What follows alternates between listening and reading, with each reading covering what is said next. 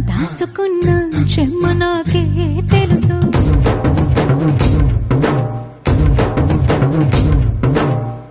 కోరమీసం రుబ్బుతున్న రోషమే నీకు తెలుసు.